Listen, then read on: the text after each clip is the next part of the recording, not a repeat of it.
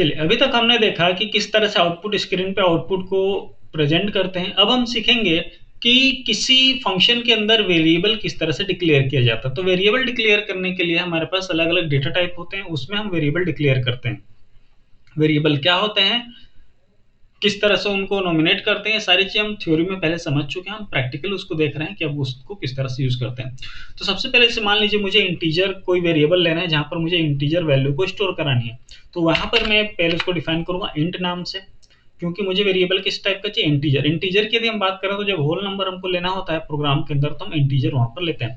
Integer में मैंने दे दिया ए, ठीक है, ए को मैंने एक वैल्यू असाइन कर दी है 6, ठीक है, और यहाँ पर मैंने लगा दिया सेमीकोलन। इससे क्या हो गया कि यहाँ पर उसको वैल्यू चली गई है, ठीक है। अब मुझे क्या करना है, ए का वैल्यू को यदि प्रिंट कराना है, ठीक है। अब यहाँ पे ध्यान समझिए, पहले हमने क्या किया, हमने यहाँ पे लिया डेटा टाइप, ठीक है।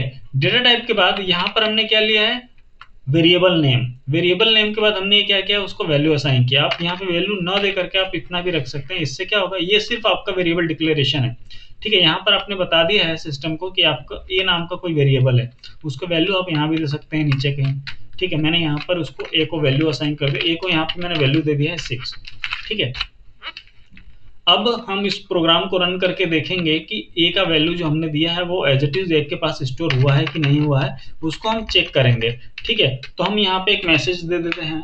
मैसेज क्या देते हैं, हम डायरेक्टली उसको प्रिंट कराते हैं। %d को यूज करना होगा अगर मुझे इंटीजर वैल्यू को प्रिंट कराना है, ठीक है। यहाँ पे मैं कोमा लगा के उस वेरिएबल का नेम दे दूंगा जो मुझे वहां पे प्रिंट कराना है। ध्यान से समझ लीजिए, सबसे पहले हमने क्या किया, हमने एक डेटा टाइप बनाया। डेटा टाइप के अंदर हमने वेरिएबल का नाम दिया इंट ए, मतलब इंटीजर टाइप का वेरिएबल होगा। और कौन कौन से वेरिएबल होते हैं इसको भी हम समझेंगे, करेंगे इसके अंदर ही, ठीक है। अभी आप इसको समझिए कि फर्स्ट हमने इंटीजर लिया है।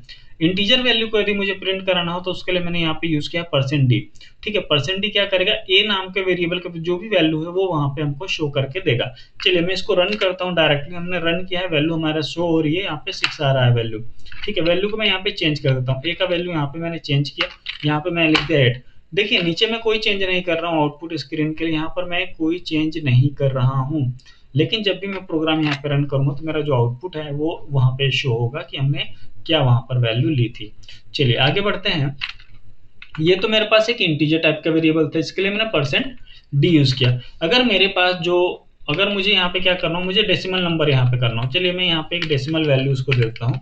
यहाँ पे दे दिया है मैंने एक डेसिमल वैल्यू, और अब मैं इसको कंपाइल करके देखता हूँ और इसको रन करता हूँ। तो देखिए यहाँ पे कितना प्रिंट कर रहा है। वैल्यू आपने कितनी दी थी वहां पर, 8.23 वैल्यू दी थी, लेकिन उसने कितना आपको प्रिंट करके दिया वहां पे, इंटीजर वैल्यू सिर्फ 8, ठीक है। इंटीजर मतलब यहाँ पे होल नंबर से है, होल नंबर का ही डेटा वो स्टोर करके रखेगा अगर हमने इंटीजर लिया तो। अगर हमें यहाँ पर इंटीजर के साथ डेसिमल नंबर यूज करना है, मतलब अगर होल नंबर के अलावा डेसिमल नंबर भी यूज करना है, फ्रैक्शनल पार्ट अगर हमें यूज करना है, तो उसके लिए जो हम वेरिएबल बनाएंगे उसके लिए हम बनाएंगे फ्लोट टाइप का, ठीक है। फ्लोट क्या करेगा, फ्लोट के अंदर आप वो वैल्यू दे सकते हैं। अगर मैंने यहाँ पे जो इंटीजर में ए लिया था, ठीक है, फ्लोट में एफ ले लेता हूँ और यहाँ पे एक वैल्यू दे देता हूँ उसको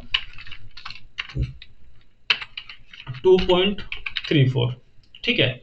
अब यदि मुझे इसको प्रिंट कराना, चलिए अभी यहाँ पे हमने क्या प्रिंट किया था, अभी हमने यहाँ पे प्रिंट किया था एक इंटीजर वैल्यू को, मैं इसको इंटीजर ही रखता हूँ अभी, ठीक है, आपको कंफ्यूजन ना हो इसके लिए हम यहाँ पे कर देते हैं। तो मैं यहाँ पे एक एक चीज लिखते चलता हूँ ताकि आपको प्रॉब्लम नहीं होगी।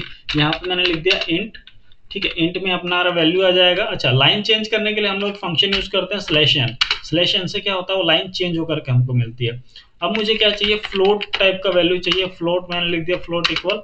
अब यहाँ पे फ्लोट वैल्यू जो मुझे यूज करनी है उसके लिए मुझे यूज करना होगा %f, ठीक है। और यहाँ पर ए तो मैं इंटीजर के लिए यूज कर रहा हूँ और यहाँ पे एफ मैं यूज कर लेता हूँ मेरा फ्लोट नंबर के लिए। और अब इस प्रोग्राम को हम रन करके देखते हैं। ये देखिए फ्लोट वैल्यू आपकी शो हो रही है, जो आपने फ्लोट वैल्यू दी थी, फ्लोटिंग पॉइंट नंबर जो आपने दिया था, और इंटीजर जो वैल्यू आपने दी थी वो भी आपका प्रिंट यहाँ पर हो रहा है।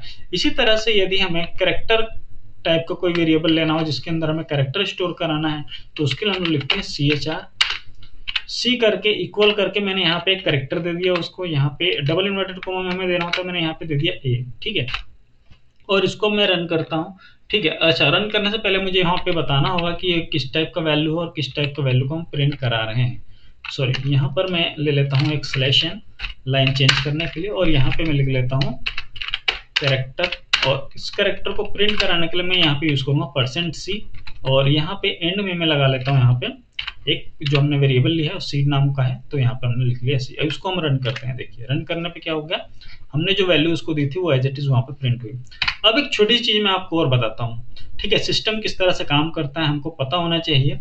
ठीक है, अगर मान लीजिए मैं यहाँ पे %c की जगह %d यूज करता हूँ, ठीक है, तो जो a का वैल्यू है ना वो यहाँ पे मेरा जो अभी शो हो रहा था, a को a एज इट इज हमें प्रिंट करके दे रहा था। यहाँ पर यदि मैं बात करूँ तो ये जो मेरे पास कैरेक्टर का मैंने यहाँ पे लिया था, तो कैरेक्टर में यहाँ पे क्या प्रिंट होना चाहिए, वेरिएबल कौन सा है, सी के पास वैल्यू कौन सी दी आपने, कैपिटल है, तो आउटपुट स्क्रीन पे आ रहा था भी कैपिटल है। लेकिन अब जैसे ही मैंने %d किया तो अब ये देगा 97। देखिए इसको, सॉरी 65 दिया है, अगर स्मॉल ए होता तो वो 97 देता।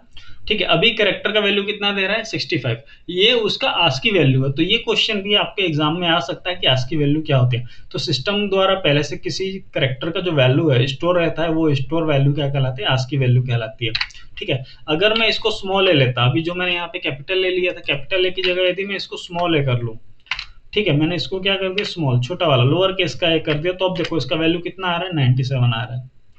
क्लियर है। अब बोला सर अगर मैं यहाँ पे 0 ले लूँ, तो यहाँ पे मैंने ले लिया 0, ये यहाँ पे ले लिया मैंने 1। ठीक है, 1 तो एक इंटीजर है ना। अब इसको रन करके देखिए, लेकिन 1 आपको आंसर नहीं मिलेगा, आपको आएगा 45, 49 आया यहाँ पर आंसर आपका। ठीक है, इसने क्या किया, ये उसका जो आस्की वैल्यू वो उठाया। ये आप किस टाइप का ले रहे हैं, 1 जो है यहाँ पे इंटीजर नहीं है, कोई नंबर नहीं, वो करेक्टर के फॉर्म में है, और उस करेक्टर का सिस्टम के अंदर एक कोड पहले से सेव है, और वो कोड क्या जनरेट कर रहा है, वो 47 वैल्यू को जनरेट कर रहा है, जो कि उसका आस्की वैल्यू है। तो आज हमने सीखा कि किसी करेक्टर को किस तरह से प्रिंट करना है, किसी फ्लोट को किस तरह से प्रिंट करना है, ठीक है, कोई वेरिएबल किस तरह से डिक्लेयर करना है, और उसको किस तरह से हमको रन करके उसका वैल्यू देखना है। डिक्लेरेशन के लिए क्या करना होता है, सबसे पहले हमें डेटा टाइप लेना होता है, जो हमने यहाँ पे लिया हुआ है। अगर मुझे इंटीजर टाइप का वेरिएबल बनाना है तो मुझे इंट लिखना होगा, उसके बाद वेरिएबल नेम। फ्लोट टाइप का वेरिएबल बनाना है तो फ्लोट लिख करके फिर वहाँ पे वेरिएबल नेम, देन करेक्टर लेना है तो करेक्टर लिख करके। तो इस तरह से हम अलग अलग वेरिएबल बना करके सी के अंदर उनमें वैल्यू स्टोर करवा सकते हैं। खत्म करते हैं क्लास, नेक्स्ट क्लास में मिलते हैं।